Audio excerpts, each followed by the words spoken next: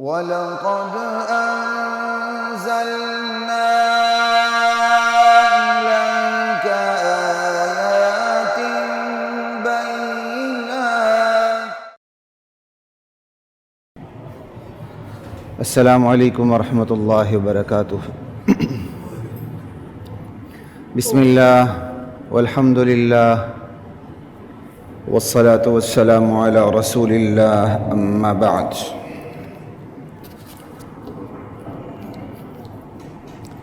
فاعوذ باللہ من الشیطان الرجیم. بسم اللہ الرحمن الرحیم. وما أصابكم من مصيبة فبما كسبت أيديكم ويعفو عن كثير وما أنتم بمعجزين في الأرض وما لكم من دون الله من ولي ولا نصير. ومن آياته الجوار في البحر كالأعلام إن يشأ يسكن الريح فيظللن رواكد على ظهره ان فی ذلک لآیات لکل صبار شکور. سورہ شورى ہماری مسلسل چل رہی ہے، اور یہ آج کی جو آیات ہیں، اور اس کا میں نے تسلسل اس لیے رکھا کہ حالات حاضرہ سے ان کی بہت مطابقت ہے. آیت نمبر 30 سے ہم انشاءاللہ شروع کریں گے اور جائیں گے آیت نمبر انشاءاللہ 42 تک، اور یہ 43 تک، اور یہ پورا رکوع ہے 25ویں سپارے کا دوسرا پاؤ، دوسرا ربع شروع ہوتا ہے. یار بات نہ کریں آپ کی مہربانی. وما اصابکم من مصیبہ، تمہیں کوئی بھی جو مصیبت تم پہ پہنچتی ہے، فبما کسبت ایدیکم، وہ تمہارے اپنے ہاتھوں کا کیا دھرا ہے. جو مصیبت تمہیں پہنچتی ہے،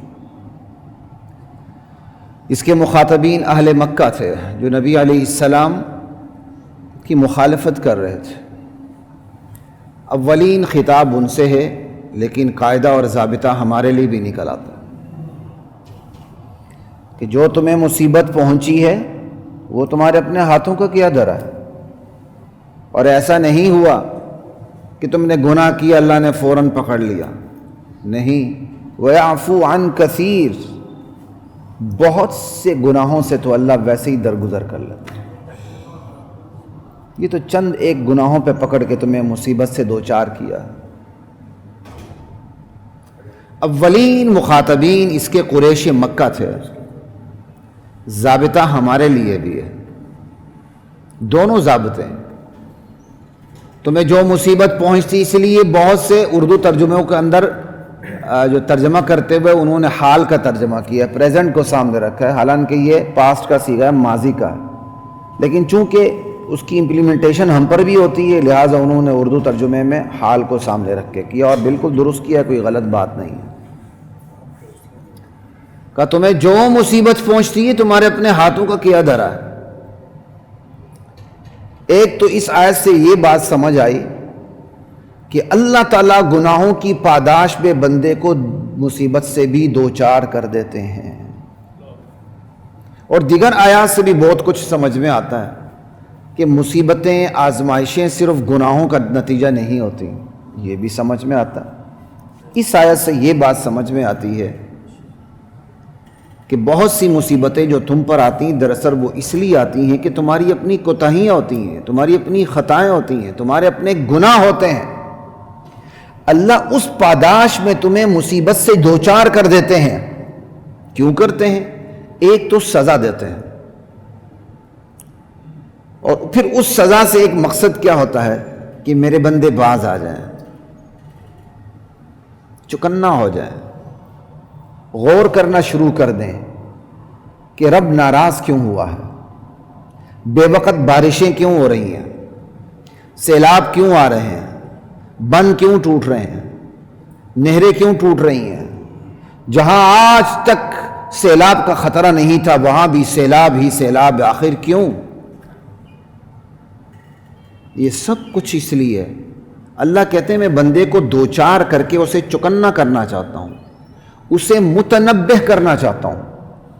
کہ وہ تنبہ اختیار کر جائے، وہ اپنے گناہوں پہ نظر ڈالے، اپنی بدعمالیوں پہ نظر ڈالے کہ اس کی وہ کون سے قصور ہیں جس کی وجہ سے وہ مصیبت سے دوچار ہوا ہے۔ ایک بات تو یہ سمجھ لیں کہ بہت سی آزمائشیں اس لیے آتی ہیں، بہت سے مصائب اس لیے آتے ہیں، اللہ گناہوں کی سزا دیتے ہیں۔ سزا کیوں دیتے ہیں؟ پہلے مرحلے میں سزا اس لیے نہیں دیتے کہ قضیہ چکا دیا جائے، مقدمہ ہی ختم کر دیا جائے، نہیں، پہلے مرحلے میں سزا اللہ اس لیے دیتے ہیں میرا بندہ باز آ جائے، میرے بندے باز آ جائیں، اس لیے اللہ سزا دیتے ہیں تھوڑی سی۔ کئی دفعہ بندہ ویسے ہی شیطان اس کے دل میں ڈالتا ہے، یار یہ تو میں نے کبھی کیا ہی نہیں تھا، آج چھوٹا موٹا میں نے کام کیا اور اچانک مجھے مصیبت پڑ گئی، شکر کریں اللہ نے پہلے ہی ٹھوکر لگا دی۔ اچانک ٹھوکر کا لگ جانا اور بندے کو احساس ہو جانا یہ اللہ کی بہت بڑی نعمت ہے۔ بظاہر بندے کو تکلیف ہوتی ہے لیکن اللہ کی بہت بڑی نعمت ہے کہ بندہ سوچنے پر مجبور ہو جاتا ہے،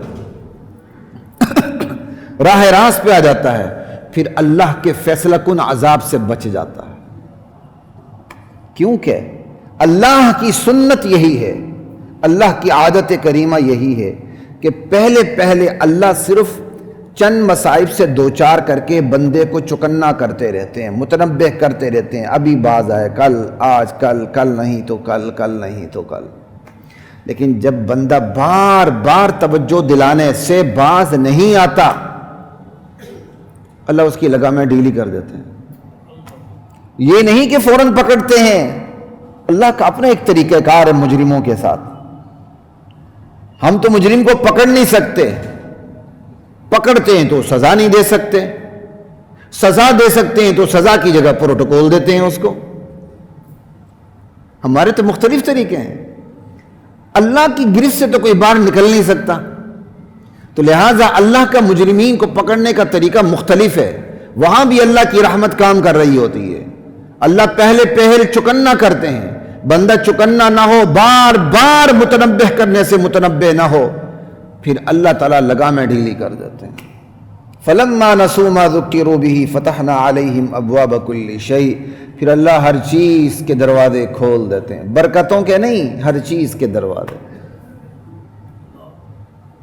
حَتَّى إِذَا فَرِحُوا بِمَا أُوتُوا، پھر جو بندے ہوتے ہیں جو اللہ تعالیٰ نے جن کی لگامیں ڈھیلی کی ہوتی ہیں، گناہوں کے دلدل میں ڈوبے ہوتے ہیں، اس کے باوجود ان کے اختیارات چلتے ہیں، ان کی طاقتیں راج کرتی ہیں، ان کی تہذیب راج کرتی ہے، اور وہ تخت سلطنت سے نیچے اترتے ہی نہیں، کاروبار ان کے چمک رہے ہوتے ہیں، پورے ملک کو انہوں نے لوٹا ہوتا ہے، پھر بھی وہ معصوم ہوتے ہیں، وہ سمجھتے ہیں ہم نے تو کچھ کیا ہی نہیں، یہ تو سارا ہم نے لیگل کیا بھائی، کیونکہ وہ کام کرنے سے پہلے اس کو وہ لیگلائز کر چکے ہوتے ہیں، کام کرنے کے بعد اس کو دوبارہ لیگل کر دیتے ہیں۔ اور یہ طریقے آپ سکھاتے ہیں، اور کون سکھاتا ہے؟ آپ نہ سکھائیں تو کام حکمران ایسا کر سکتا ہے؟ قانون دان سکھاتے ہیں نا یہ طریقے۔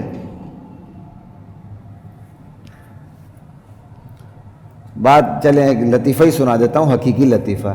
جب میں لا کر رہا تھا تو میرے ایک ٹیچر تھے، ان کو مولوی فوبیا تھا، بس وہ داڑھی دیکھ لیتے، ملا کو دیکھ لیتے، وہ برداشت ہی نہیں کرتے تھے۔ مجھے کلاس میں دیکھ کر وہ ان کی طبیعت خراب ہو جاتی تھی، اور انہوں نے کوئی نہ کوئی جگت لگا دینی، ایسے یہ وہ۔ ایک دن کہنے لگے کہ اور مولوی سارے ہی ایسے ہی ہوتے ہیں۔ میں کہا سر ایسا نہ کہیں، ہر شعبے میں اچھے بھی ہوتے ہیں، برے بھی ہوتے ہیں۔ قاری صاحب کہاں ہیں یار؟ آپ دیکھ لیں ذرا۔ اللہ اکبر۔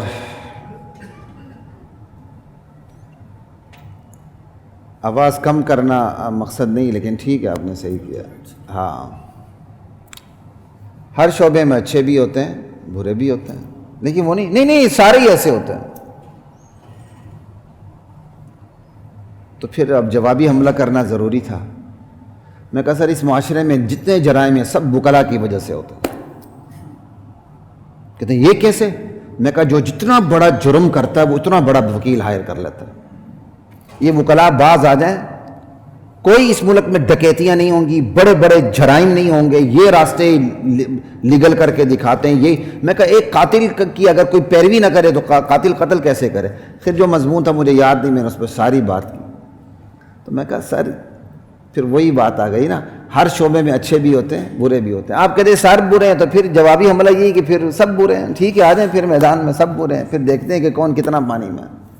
ایسا نہیں کرنا چاہیے، ہر شعبے میں اچھے بھی ہیں برے بھی ہیں۔ وکلاء میں بھی ایک بہت بڑی تعداد ایسی ہے جو غریبوں سے پیسہ نہیں لیتی اور مقدمے لڑتی ہے اور کسی کو پتہ بھی نہیں چلتا۔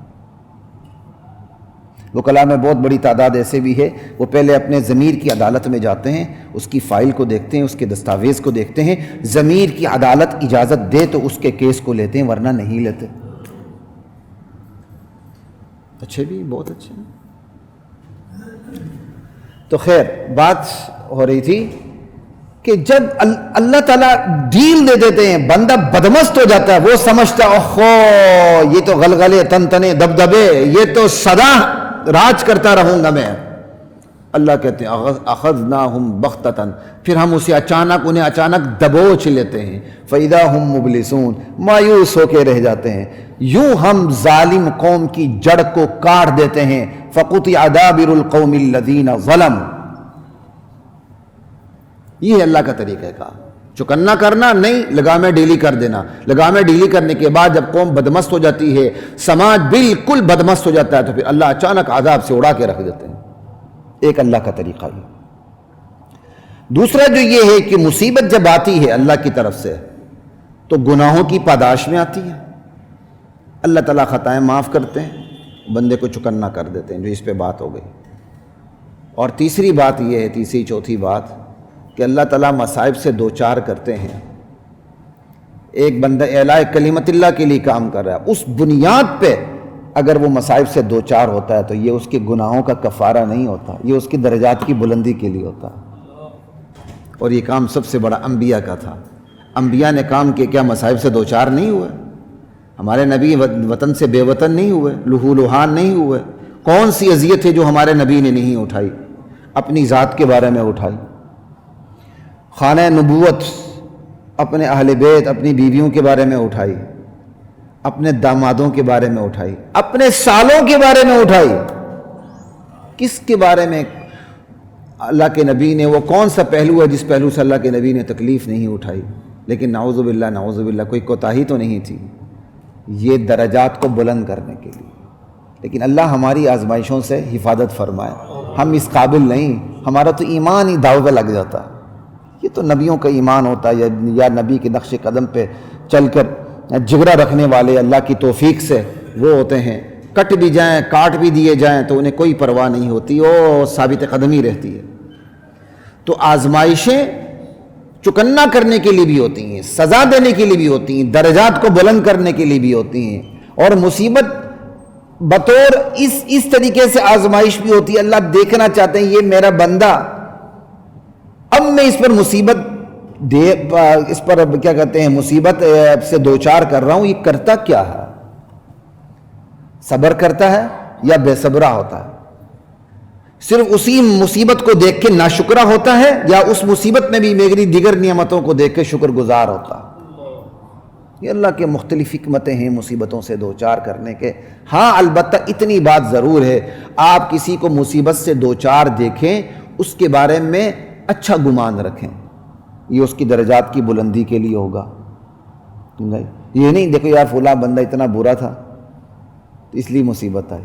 اپنے بارے میں یہ کہیں، اپنے بارے میں کوئی ایسا حسن ظن نہ رکھیں، مصیبت آ گئی تو بندہ اپنے بارے میں سمجھے میرے گناہ ایسے، اللہ مجھ سے ناراض ہے، بس اللہ سے رشتہ جوڑ لے، دوسروں کے بارے میں اچھا گمان رکھیں۔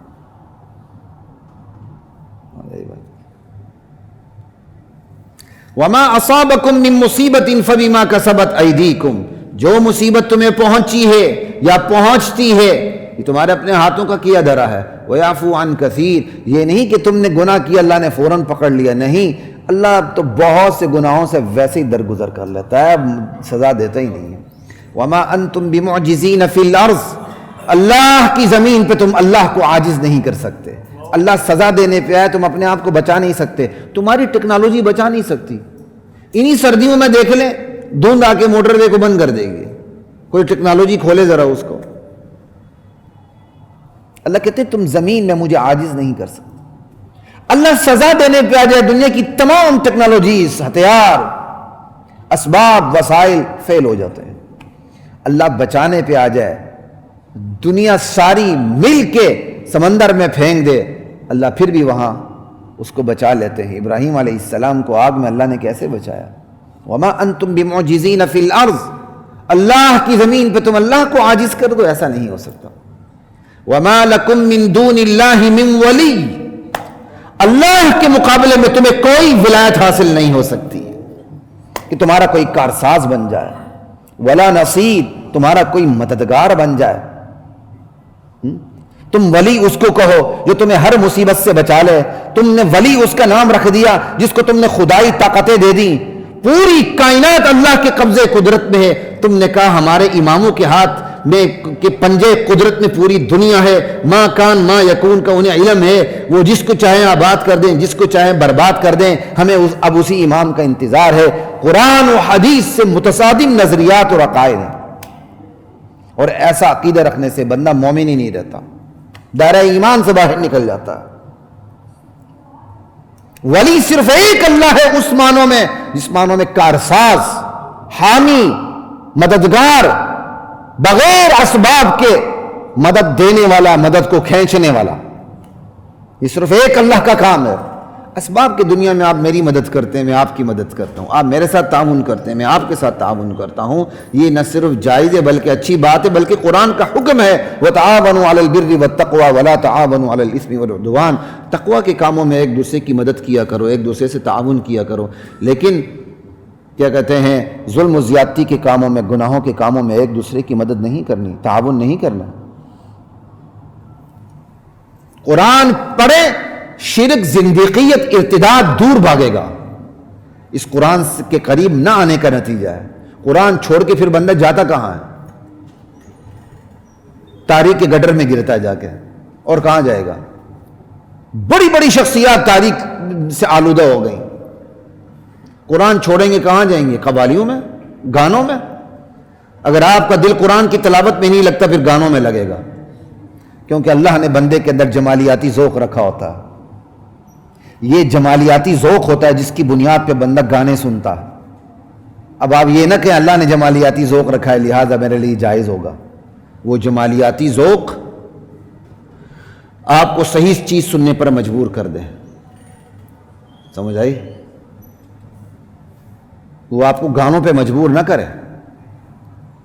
یہی وجہ ہے کہ ایک تلوار میں، ایک نیام میں دو تلواریں نہیں آ سکتی. آپ کو قرآن ترتیل کے ساتھ سننے کا شوق ہوگا نا، گانوں کا شوق ویسے ہی نکل جائے گا، قوالیوں کا شوق ویسے ہی نکل جائے گا. آپ کو قرآن سے لگاؤ ہوگا نا تو پھر تاریخ کے گن کی طرف آپ کبھی نہیں لپکیں گے. ایک نیام میں دو تلواریں نہیں آ سکتی. وَمَا لَكُم مِّن دُونِ اللَّهِ مِن وَلِيٍّ وَلَا نَصِيرٍ وَمِنْ آيَاتِهِ الْجَوَارِ فِي الْبَحْرِ كَالْأَعْلَامِ. اس اللہ کی قدرت کی نشانیوں میں سے کشتیاں ہیں، جہاز ہیں. فی البحر کالاعلام، جو سمندر میں پہاڑوں کی طرح دکھتی ہیں. اب اس دور میں بھی کتنے بڑے بڑے جہاز ہوں گے. آپ یہ سمجھتے ہوں گے کہ 10 آدمی کی چھوٹی سی کشتی ہوگی. اس دور میں اللہ کہہ رہے ہیں تم اپنے جہازوں کو دیکھو جو پہاڑ کی طرح ہیں. تو اس دور میں بھی کتنے کتنے بڑے جہاز بنتے ہوں گے، 2 منزلہ، 3 منزلہ، 10 منزلہ، 4 منزلہ. ہم سمجھتے ترقی صرف آج ہی ہے. ہم دفن ہو جائیں گے 500 سال بعد، جو آئیں گے وہ کہیں گے اس سے پہلے جاہل ہی رہتے تھے، ترقی تو آج ہے. وَمِنْ آيَاتِهِ الْجَوَارِ فِي الْبَحْرِ كَالْأَعْلَامِ. اس کی قدرت کی نشانیاں تمہیں نظر نہیں آتی؟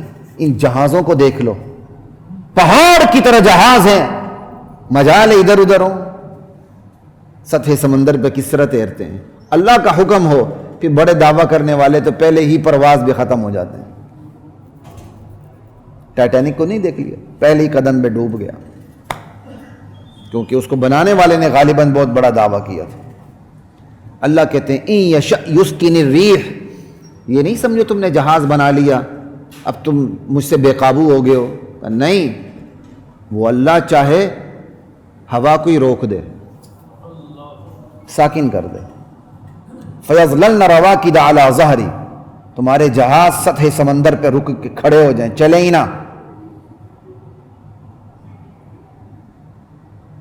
إِنَّ فِي ذَلِكَ لَآيَاتٍ لِكُلِّ صَبَّارٍ شَكُورٍ، اس میں نشانیاں ہیں صابر اور شاکر کے لیے۔ صابر شاکر کے لیے نہیں، صبار اور شکور کے لیے۔ صبار مبالغے کا صیغہ ہے، بہت زیادہ صبر کرنے والا، جیسے علام ہے، بہت بڑا عالم، یہ مبالغے کا صیغہ ہے۔ شکور شاکر نہیں ہے، شکور بہت زیادہ شکر کرنے والا، بہت زیادہ قدردان، چھوٹا موٹا شاکر نہیں، شکور۔ اس میں نشانیاں صبار اور شکور کے لیے ہیں۔ صبار صبر کرنے والا، مصیبت آتی ہے ایمان ڈگمگاتا نہیں ہے، ثابت قدم رہتا ہے، گناہ کی طرف نہیں جاتا، صبر عن المعصیہ، مصیبت پہ صبر کرتا ہے، صبر علی المصیبہ، اطاعت پہ جمع رہتا ہے، صبر علی الطاعہ۔ ایسے صبر کرنے والوں کے لیے اللہ کی قدرتوں میں نشانیاں موجود ہیں، انہیں اللہ کی پہچان نصیب ہوتی ہے۔ پھر جو بے صبرہ ہوتا ہے اسے کیا نشانی نصیب ہو؟ وہ تو چھوٹی سی بات پہ ہل جاتا ہے، اس کے بہت کچھ مل جائے ظالم ہو جاتا ہے، نہ مل جائے ذلیل حرکتوں پہ اتر آتا ہے۔ شکور نشانی ہے اس کے لیے جو بہت زیادہ قدردان ہے، مل جائے اپنے کمالات پہ نظر نہیں ہوتی، خدا کے احسانات پہ نظر ہوتی ہے۔ نہ بھی لے، مصیبت سے دوچار ہو جائے، یا اللہ یہ تو ایک مصیبت آئی ہے، اس کے مقابلے میں ہزار تیری نعمتیں ہیں، میں کس کس کا شکر ادا کروں۔ اللہ پھر ایسے بندے کو اکیلا نہیں چھوڑتے۔ لا الہ الا اللہ۔ ان فی ذلک لآیات لکل صبار شکور او یوبقہن بما کسبوا۔ عربی کلام کا اپنا ایک اسلوب ہے، کلام چل رہا ہوتا ہے اور درمیان میں چند اور جملے آ جاتے ہیں، اور لیکن جو بعد والا کلام ہوتا ہے دو جملے درمیان میں چھوڑ کے پہلے کے ساتھ جا کے کنیکٹڈ ہو جاتا ہے، یہ وہی ہے۔ یہ ان یشأ یسکن الريح سے ملا ہوا ہے۔ اللہ چاہے تو ہواؤں کو ساکن کر دے، تمہارے جہاز سطح سمندر پہ کھڑے کے کھڑے رہ جائیں۔ اب اس جملے سے یہ اگلی بات ملی ہوئی ہے، او یوبقہن، اللہ اگر چاہے ان جہازوں کو تباہ و برباد کر دے، نابود کر دے، غرق کر دے، بما کسبوا، لوگوں کی کرتوتوں کی وجہ سے، جو اس میں سوار ہیں ان کی کرتوتوں کی وجہ سے اللہ تعالیٰ انہیں غرق کر دے۔ نازک ترین سفر پہ بندہ سوار ہوتا ہے، لیکن یقین جانے ہم بھی اسی کے اندر شامل ہیں۔ یہ نہیں کہ کوئی ہم بات کرتے ہیں تو ہم فرشتے ہیں، اور جہاز میں بیٹھے ہوئے بھی لوگ اتنے بے فکر ہوتے ہیں، اتنے بے پردہ ہوتے ہیں، اتنے حیاسوز لباس کے اندر ہوتے ہیں، کوئی انہیں پرواہ نہیں ہوتی۔ وہی نہ تم زمین پر ہو نہ تم آسمان پہ ہو، درمیان میں فضا میں ہو، ایک جھٹکا کافی ہے، لاش بھی نہیں ملے گی۔ لیکن وہاں بھی ایسے بے فکر ہو کے سفر کرتے ہیں نا مسافر، اللہ اکبر، حیرت کی انتہا ہو جاتی ہے، خدا کی قسم حیرت کی انتہا ہو جاتی ہے۔ پھر پاکستانی جہاز، اس پہ تو سفر کرنے والا بہت بڑا بہادر ہے، اس کو تو بہادری کی ڈگری ملنی چاہیے، یقین کریں۔ خصوصاً یہ جو چھوٹے ATR ہیں جو ہمارے علاقوں میں جاتے ہیں، خیر سکردو میں تو بڑا جہاز بھی جاتا ہے، لیکن گلگت سٹی کے اندر یہ ATR ہی جاتا ہے۔ فوکر کو گراؤنڈ کرنے کے بعد یہ ATR لائیں، جب یہ پرواز کرتا ہے تو پھر بندے کی روح پرواز کرتی ہے، یقین کریں۔ سامنے سے بادل آ رہا ہوتا ہے تو یہ ایسے ڈرتا ہے جیسے شیر کو دیکھ کے ہرن ڈرتا، ایسے ہچکولے کھاتا، پھر ایسے ہی کیا کہتے ہیں موڑتا ہے جیسے گلی کے کنٹوٹے گلی کے اندر 70 کو موڑتے ہیں، پتہ چل جاتا ہے وہاں، پھر اللہ یاد آتا ہے۔ لیکن اس میں بھی بے فکر ہو کے بیٹھے ہوتے ہیں لوگ، ایسی حرکتیں کر رہے ہوتے ہیں۔ جہاز کے سفر میں اللہ کہتے ہیں اگر اللہ چاہے تو تمہیں یہیں ہلاک کر کے رکھ دے، تمہیں غرق کر دے، تمہاری لاش بھی نہ ملے۔ اللہ سے تعلق جوڑنے والے ہمیشہ چکنا رہتے ہیں۔ ٹھیک ہے زمین پر ہم بھی بہت بڑے گناہگار ہیں، لیکن جب تم فضا میں چلے جاتے ہو خدا کے لیے تھوڑی دیر کے لیے تو نیک بن جاؤ۔ جو اللہ سے وعدے شادے کر لو، یا اللہ آئندہ نہیں کریں گے، توبہ. دل کے اندر تو شیطان ہوتا ہے، باہر نکل کے ہم نے وہی کام کرنا ہے. لیکن چلو زبان سے تو بندہ کچھ نہ کچھ تسبیح پڑھ لینا، کچھ نہ کچھ کہہ دے. وَيَعْفُ عَنْ كَثِيرٍ، اور اگر اللہ چاہے بہتوں کو معاف کر دے، ان کی کشتی، گناہگاروں کی کشتی چلتی رہے، اللہ غرق ہی نہ کرے، سزا بعد میں دے. یہ تو اللہ کی مرضی ہے، کس کو سزا اسی وقت دیتا ہے، کس کو بعد میں دیتا ہے. اللہ کی عدالت کو دنیا کا کوئی حکمران مجبور نہیں کر سکتا. دنیا کی عدالتوں کو حکمران مجبور کرتا ہے، اللہ کی عدالت کو دنیا کی کوئی طاقت مجبور نہیں کر سکتی. مجرم کو سزا دے نہ دے اپنے وقت پہ دے، کون ہے اس سے پوچھنے والا. او یوبقہن بما کسبوا ویعفو عن کثیر ویعلم الذین یجادلون فی آیاتنا. اللہ اکبر. اللہ چاہے تو ہلاک کر دے اعمال کی بدولت، تاکہ ایک تو ان کو سزا ملے، اللہ انتقام لے، اور پھر وہ لوگ جو پیچھے ہیں، رہ گئے، ابھی انہیں سزا نہیں ملی اور اللہ کی آیات میں جھگڑے کرتے ہیں، انہیں اچھی طرح یقین ہو جائے کہ جب اللہ کا عذاب آتا ہے تو پھر کوئی چھٹکارا نہیں ملتا. وَيَعْلَمَ الَّذِينَ يُجَادِلُونَ فِي آيَاتِنَا مَا لَهُم مِّن مَّحِيصٍ. ایک تفسیر تو اس کی یہ ہو گئی. دوسری تفسیر اسی سے ملتی جلتی، کوئی فرق نہیں، وہ یہی ہے کہ اللہ ان سے انتقام لے اور انہیں اچھی طرح پتہ چل جائے کہ اب چھٹکارے کی کوئی صورت نہیں.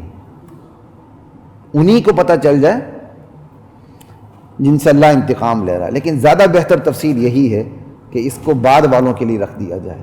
ایک تو اللہ ان کو سزا دے، اللہ کی مرضی، اور جو بعد میں اللہ کی آیات میں جھگڑے کرنے والے بچے ہوئے ہیں ان کو بھی اچھی طرح یقین ہو جائے، عبرت پکڑنے کی کوشش کریں. جب اللہ کا عذاب ہوتا ہے تو پھر چھٹکارے کی کوئی صورت نہیں ہوتی. فما اوتیتم من شیء فمتاع الحیات الدنیا.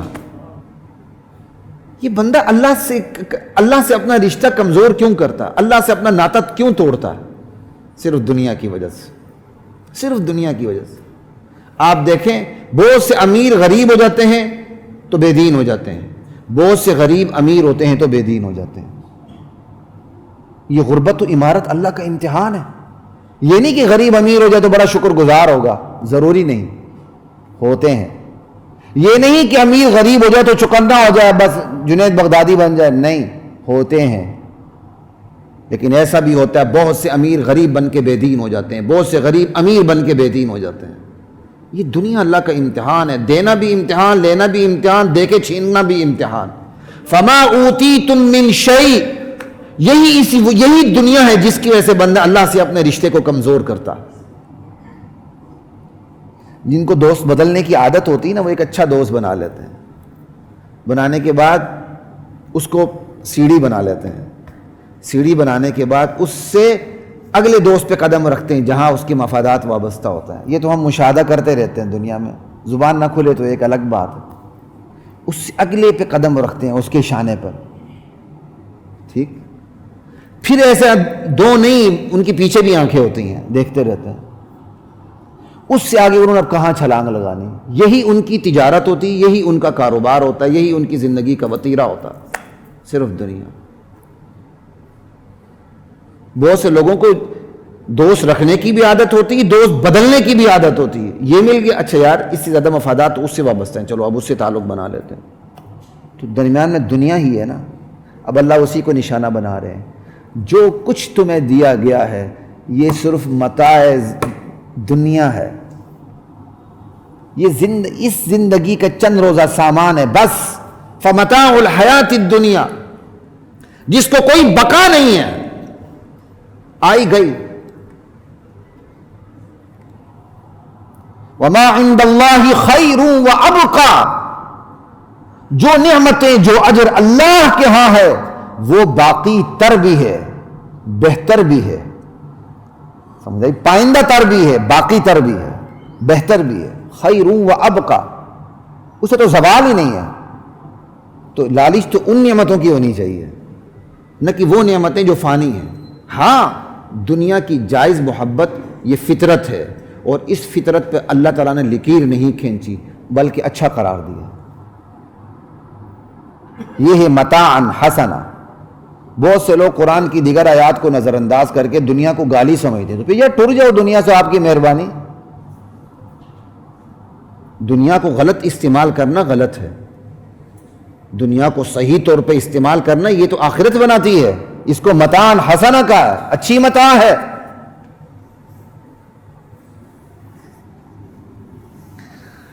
فمتاع الحیات الدنیا وما عند اللہ خیر وابقا. جو اجر اللہ کے پاس ہے وہ بہتر بھی ہے، باقی تر بھی ہے. لیکن جو اجر اللہ کے پاس ہے وہ کس کے لیے؟ کہ وہ ہر ایک کے لیے نہیں ہے. دنیا ہر ایک کے لیے ہے. دنیا میں نعمتیں کافر کو بھی ملتی ہیں، دنیا میں اجر کافر کو بھی ملتا ہے، مومن کو بھی ملتا ہے. لیکن آخرت کی نعمتیں، اس کا اجر للذین آمنوا، صرف ایمان والوں کے لیے. وَعَلَىٰ رَبِّهِمْ يَتَوَكَّلُونَ. ان لوگوں کے لیے جو ایمان لا کے اللہ پہ توکل کرتے ہیں. یہ کوئی توکل چھوٹی چیز نہیں ہے. ہم کہتے ہیں ایمان لا ایمان لا، توکل نام کی شے ہمارے اندر نہیں ہوتی. توکل کیا ہے؟ اللہ کی ذات پہ بھروسہ. وہ دے اس کی مرضی، وہ نہ دے اس کی مرضی. وہ دے رہا ہے اس کا دینا حکمت پر مبنی، وہ نہیں دے رہا اس کا نہ دینا حکمت پر مبنی. وہ دے کے چھین چکا ہے پھر بھی یہ اس کی حکمت ہے. توکل کیا ہے؟ اسباب، جائز اسباب اپنانے کے بعد اس کے نتیجے کو اللہ پہ چھوڑ دینا، بس یہ توکل ہے. تو ایمان لانے والوں کے بارے میں کہا اجر ان کے لیے جو صرف ایمان نہیں لاتے، ایمان لا کے توکل کرتے ہیں، اسباب اپنانے ہیں. ہمارے ہاں ایک بندہ دین پہ آتا نہیں، آتا ہے نا تو سب کچھ چھوڑ دیتا ہے. وہ مسجد کا ہو کے رہ جاتا ہے، نکلتا ہی نہیں باہر. ارے تیرے بیوی بچے ہیں، اہل و عیال ہیں، نان و نفقہ تمہاری ذمہ داری ہے. وہ کہتا نہیں میں نے پوری زندگی بس حرام کیا کہتے ہیں ساعتوں میں گزاری ہے، اب بس میں نیک بن کے رہنا چاہتا ہوں. وہ مسجد سے ہی نہیں نکلتا. ایسے لوگ ہوتے ہیں. نان و نفقہ کہ اللہ جانے، غلط ہے. اسباب، غلط اسباب اپنانا بھی حرام. اسباب اپنا کے اللہ پہ بھروسہ نہ کرنا بھی حرام، اور اسباب نہ اپنا کے بیٹھے رہنا یہ بھی ناجائز. اسباب اپنانے ہیں، جائز اسباب اپنا کے رزلٹ اللہ پہ چھوڑ دیں. اللہ جو نتیجہ دیں گے وہ تقدیر ہے آپ کی، بس تدبیر آپ نے کرنی ہے. تدبیر کر کے بھروسہ اللہ پہ کرنا یہ توکل ہے. بھروسے کے بعد جو نتیجہ برآمد ہو وہ تقدیر ہے. والذین یجتنبون کبائر الاثم والفواحش واذا ما غضبوا هم یغفرون.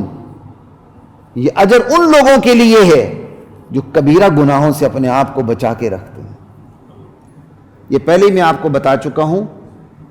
اولین مخاطبین تو قریش مکہ تھے. اس کے قرآن ان کے سامنے اترا. اب اللہ تعالیٰ کہہ رہے ہیں یہ تم جو تمہیں دنیا میں دیا گیا اس کی تو کوئی حیثیت ہی نہیں ہے. یہ تو بطور امتحان ہے اور متاع دنیا ہے، فانی ہے، باقی نہیں ہے. اجر اللہ کے پاس ہے. کس کو ملنا ہے؟ ان کو ملنا ہے. تو لامل ایسی صفات والے موجود ہوں گے تو ان کی نشاندہی کی گئی ہے. تو اس آیت کے اولین مصداق اصحاب رسول اللہ صلی اللہ علیہ وسلم ہیں امتیوں کے اندر، ورنہ نبی تو اولین مصداق.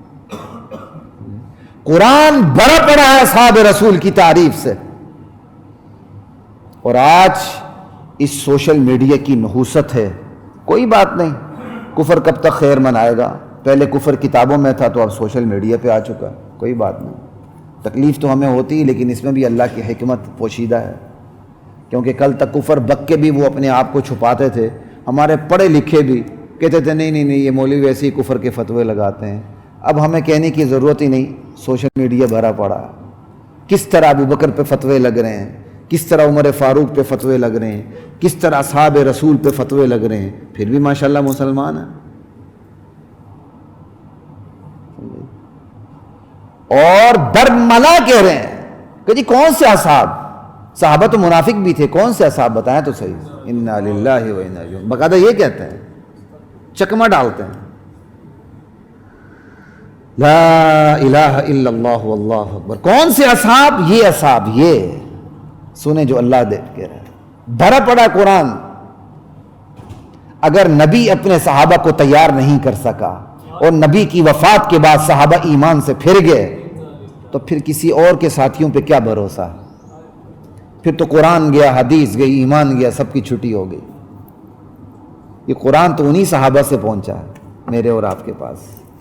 انہی صحابہ نے اس کو قلمی صورت میں مرتب کر کے مجھے، میرے اور آپ تک پہنچایا. انہی صحابہ کے سینوں سے ٹریول کرتے ہوئے یہ میرے اور آپ تک پہنچا ہے. ان سے اعتبار ختم، خدا کی قسم پھر قرآن سے اعتبار ختم. یہی وجہ ہے جنہوں نے صحابہ سے اپنا اعتبار ختم کیا، خدا کی قسم انہوں نے قرآن سے اپنا اعتبار ختم کیا. ان کا لٹریچر بولتا ہے، ان کی کتابیں بولتی ہیں کہ یہ قرآن معتبر نہیں ہے. اس لیے ہوش کے ناخن لیں، اپنے ایمان کو بچائیں فتنوں سے.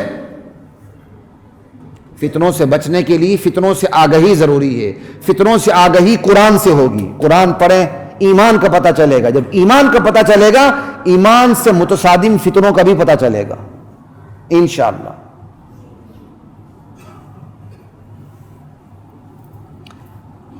والذین یجتنبون کبائر الاثم والفواحش. یہ اجر کن کو ملنا ہے؟ ان لوگوں کو ملنا ہے جو کبیرہ گناہوں سے اپنے آپ کو بچاتے ہیں، اجتناب کرتے ہیں.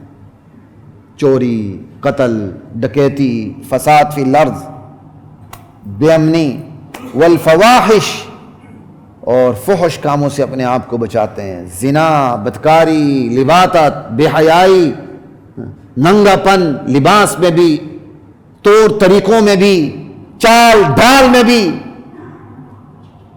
گفتگو میں بھی. آج ادائیں بکتی ہیں، ادائیں بکتی ہیں، یہ شکل بکتی ہے، یہ لہجہ بکتا ہے.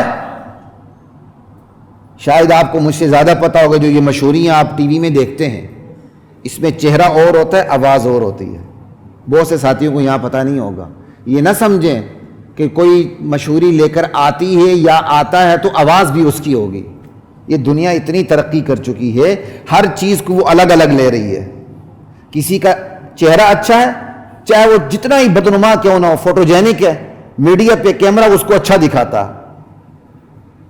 تو اس کو لاتے ہیں. اب اس کی آواز اچھی نہیں، اس کی آواز کسی اور کی ڈب کر دیتے ہیں، ملا دیتے ہیں، وہ ایک مشہوری بن کے سامنے آ جاتی ہے.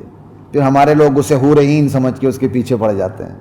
شیطان کے تو اپنے کیا کہتے ہیں حملے ہیں نا، شیطان کے اپنے حملے. لہجے بکتے ہیں، ادائیں بکتی ہیں، صورت بکتی ہے، لباس بکتے ہیں، ننگا پن بکتا ہے، بے حیائی بکتی ہے. سوشل میڈیا میں کوئی چیز اس طرح وائرل نہیں ہوتی جس طرح ننگا پن اور حیاسوز ادائیں وائرل ہوتی ہیں. آپ اچھی سے اچھی بات کو سوشل میڈیا پہ لے آئیں، آپ کو مغز ماری کرنی پڑتی ہے کہ یار یہ اچھی بات کس طرح لوگوں تک پہنچے. لیکن اگر وہ ایک اچھی بات کسی بڑے چینل کے تھرو آئے گی، آرام سے بیٹھے رہو، لاکھوں میں چلی جاتی ہے. کیوں؟ اس اچھی بات کے ساتھ اس میڈیا کا ٹیگ لگا ہوا ہے. یہ تو ہم آئے روز مشاہدہ کرتے ہیں. اور اب ہمارے نوجوان، پہلے تو نوجوان بچیوں کی فکر تھی، خدا کی قسم اب فکر نوجوان لڑکوں کی ہے، ٹین ایجر لڑکوں کی، 7 سال، 8 سال، 10 سال، 12 سال. اور معذرت کے ساتھ KPK کے لڑکے زیادہ ملوث ہیں اس میں، کسی کو اچھا لگے برا لگے، کیونکہ چمڑی گوری ہے. وہ چمڑی گوری کے ساتھ 10-10، 12-12 سال کے لڑکے ٹک ٹاک پہ آئے ہوئے ہیں، ادائیں دکھا رہے ہیں. لوگ دیکھتے ہیں، وہ کس طرح، کون سی نظر سے دیکھتے ہیں، کس نظر سے دیکھتے ہیں. اسی طرح جن کی چمڑی گوریاں فلموں میں ہیں وہ بھی اپنی ادائیں بیچتی ہیں، عزتیں بک رہی ہیں، سب کچھ لوٹ سیل ہے. کیوں؟ میرا جسم میری مرضی. اللہ نے جو خوبی جس کو دی ہے، چاہے وہ حسن کی خوبی ہو، چاہے وہ بہادری کی خوبی ہو، چاہے وہ تعلیم کی خوبی ہو، اگر اس کا صحیح استعمال نہیں ہوا اس کا غلط استعمال ہو کے رہے گا. یا اللہ نے آپ کو چہرہ دیا ہے، اگر اس کا صحیح استعمال نہیں ہوا اس کا غلط استعمال ہوگا. اللہ نے آپ کو اچھی آواز دی ہے، اگر اس کا صحیح استعمال نہیں ہوگا تو اس کا غلط استعمال ہوگا۔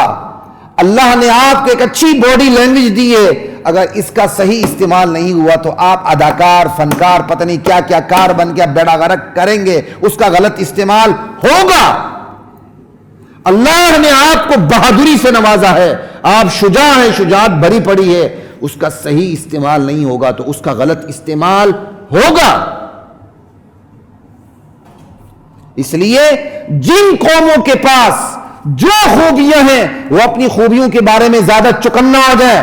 اللہ نے آپ کو تعلیم دی ہے، آپ کو ذہانت دی ہے، آپ کو دماغ دیا ہے، اگر اس کا استعمال صحیح نہیں ہوگا تو غلط استعمال ہوگا۔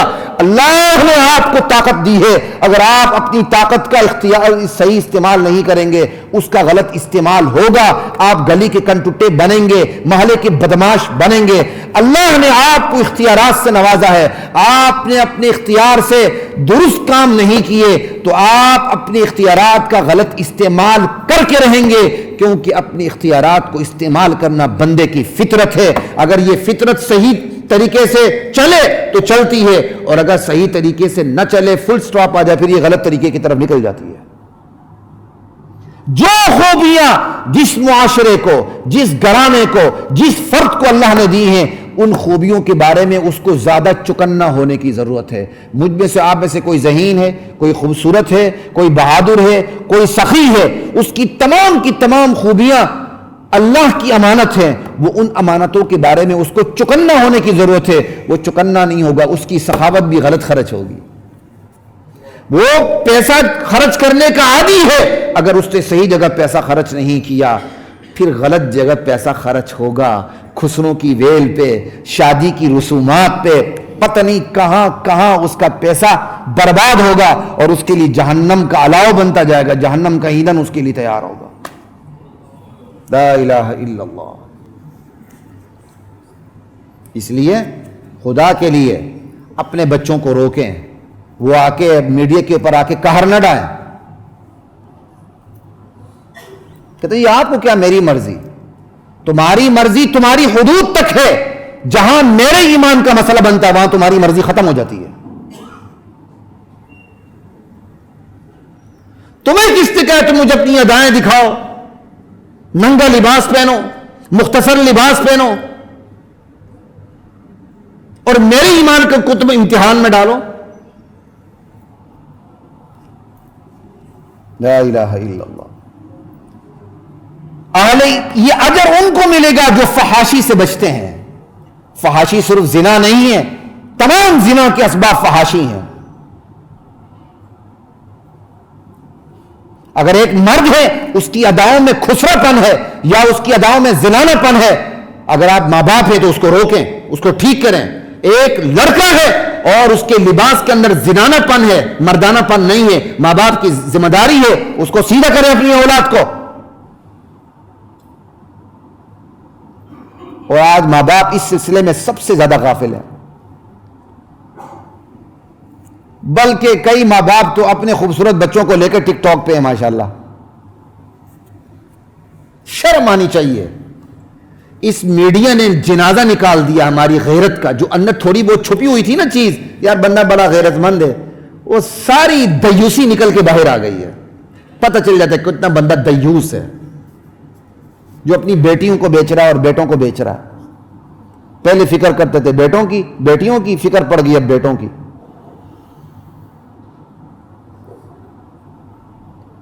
یہ سب فحاشی کے زمرے میں ہے۔ اپنی اولاد کو ایسا لباس پہننے نہ دیں جس کی وجہ سے کسی کی آنکھ پھسلے یا چپک جائے جا کے وہاں، چاہے وہ اولاد بیٹا ہو یا بیٹی ہو۔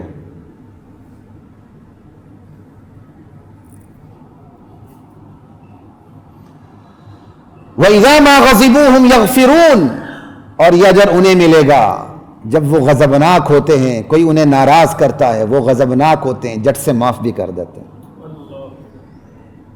سمجھ آئی؟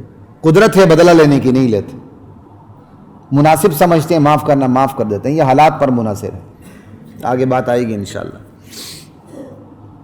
کسی نے ذاتی طور پر کسی کو ناراض کر دیا، بندہ غصے میں آ گیا، غصے میں ہے معاف کرنا، یہ بہت بڑی صفت ہے۔ غصہ جب اتر جائے نفسیاتی طور پر تو غصہ اتر ہی جاتا ہے نا، تو پھر کیا معاف کرنا تو نہ کرنا.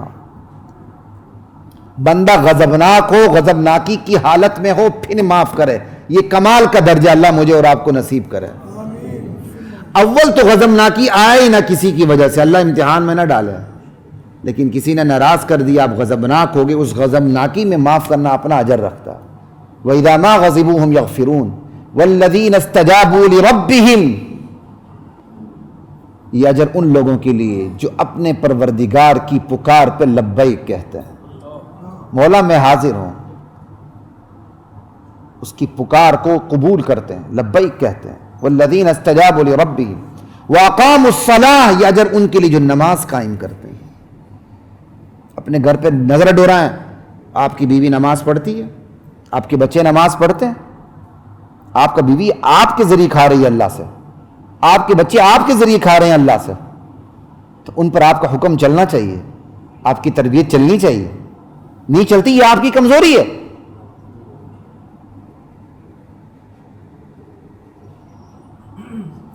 وَأَمْرُهُمْ شُورَىٰ بَيْنَهُمْ، یہ اجر ان لوگوں کے لیے ہے جن کے معاملات باہمی مشوروں سے طے ہوتے ہیں.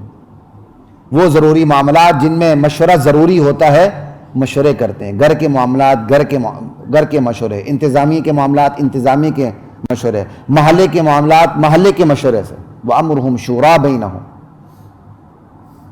وَمِمَّا رَزَقْنَاهُمْ يُنْفِقُونَ، یہ اجر ان لوگوں کے لیے ہے کہ جو ہم نے رزق دیا ہوتا ہے اس میں سے وہ خرچ کرتے ہیں،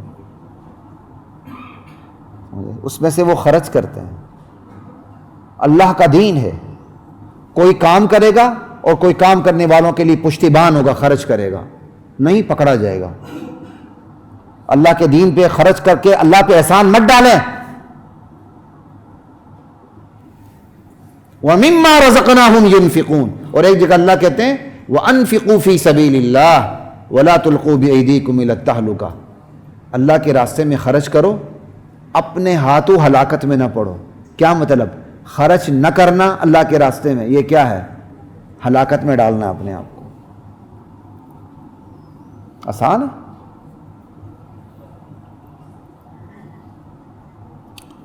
ذَلِكُمْ مَا عَلَّمَنِي رَبِّي وَالَّذِينَ إِذَا أَصَابَهُمُ الْبَغْيُ هُمْ يَنْتَصِرُونَ، یہ اجر انہیں ملے گا جب ان پر ظلم ہوتا ہے تو پھر وہ بدلہ بھی لیتے ہیں. کتنا اعتدال ہے اسلامی تعلیمات میں. جب ان پر ظلم ہوتا ہے تو پھر بدلہ بھی لیتے ہیں، انتقام بھی لیتے ہیں. ایک کے ظلم ہوا معاف کرنا، اور ایک کے ظلم ہوا تو بدلہ لینا. سمجھ آئی؟ دونوں چیزیں ہیں.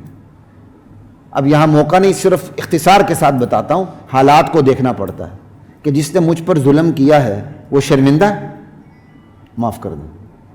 یہ معاف کر دینا بہتر ہے، لیکن اللہ نے آپ کو اختیار دیا. اس نے ظلم کیا تو ظلم جتنا ظلم اس پہ کر لیں. ظلم جتنا ظلم، یہ مشابہت ہے، ورنہ اتنا ظلم نہیں ہوگا، بدلہ ہوگا. جس نے تھپڑ مار دیا تھپڑ، گونسا مار دیا گونسا، اسے زیادہ نہیں. لیکن اس کے لیے بھی ضروری ہے کہ وہ کام گناہ کا نہ ہو. کسی نے کسی کے بیٹے کو قتل کر دیا تو مقتول کا والد اٹھ کے اس کی بیٹے کو قتل نہ کرے، یہ ظلم ہے. جو قاتل ہے وہی ہوگا. قبائلی علاقوں میں اس طرح چلتا ہے، کوئی کسی کے بیٹے کو قتل کر دے تو وہ اس کے بجائے اس کے بیٹے کے پیچھے پڑ جاتا. کوئی کسی کے اہم ترین فرد کو قتل کر لے، وہ اس برادری کا جو سر کا بندہ ہوتا ہے وہ اس کے پیچھے پڑ جاتا ہے جو بے گناہ ہوتا ہے. یہ بدترین عادت ہے ہمارے قبائل کے اندر، اللہ بچائے. بدلہ لیتے ہوئے ظلم نہیں کرنا، بدلہ لینے کی اجازت ہے. حالات، ایک شخص نے ظلم کیا، اب وہ بیچارہ شرمندہ ہے، آپ اس سے بدلہ بھی لے سکتے ہیں جتنا اس نے کیا، لیکن وہ کام گناہ والا نہ ہو، شرط یہ ہے. اور آپ معاف بھی کر سکتے ہیں. ہاں، ایک بندہ ظلم کر رہا ہے اور آگے سے وہ پوری ڈٹائی کر رہا ہے، اسے معاف نہ کریں، اسے معاف نہ کریں، وہ پھر اگلے پہ ظلم کرے گا.